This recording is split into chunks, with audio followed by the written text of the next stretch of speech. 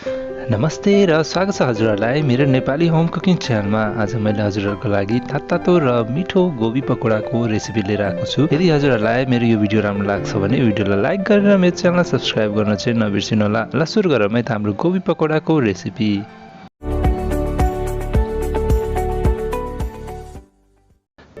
गोबी पकोडा बनाउनलाई हामीलाई सुरुमा गोबी चाहिन्छ र यो फुलगोबीलाई मैले यसरी सानो पिसमा काटेको छु। हजुरहरूलाई कस्तो साइजको पकोडा बनाउनु छ त्यही अनुसारको काट्नु होला।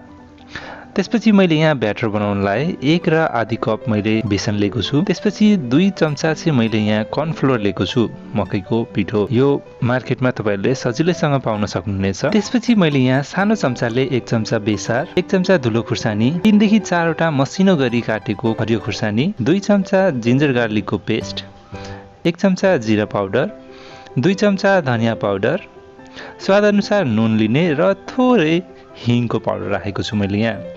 अब यो सबैलाई हामीले मिक्स गर्नुपर्ने हुन्छ। यो मिक्स गरिसकेपछि अब हामीले पानी हालेर यसको ब्याटर बनाउनु पर्ने हुन्छ।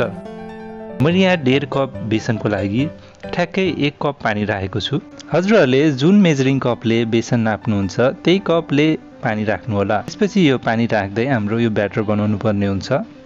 हेर्नुस् त मैले यसरी ब्याटर बनाइसकेको छु। यो ब्याटर बनिसकेपछि मैले यहाँ ग्यास बालेर एउटा कराई चढाएको छु।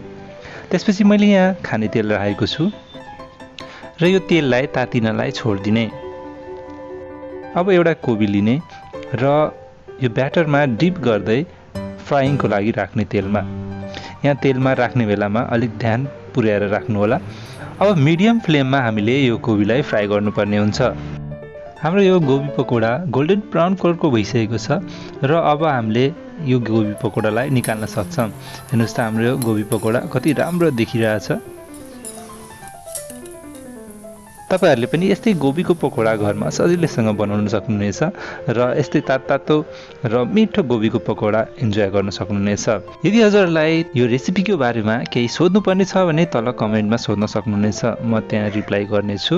यदि तपाईहरुलाई मेरो यो रेसिपी भिडियो राम्रो लागेको छ भने यो भिडियोलाई लाइक गरेर मेरो च्यानल सब्स्क्राइब पनि गर्नुभएको छैन भने सब्स्क्राइब गरिदिनु होला।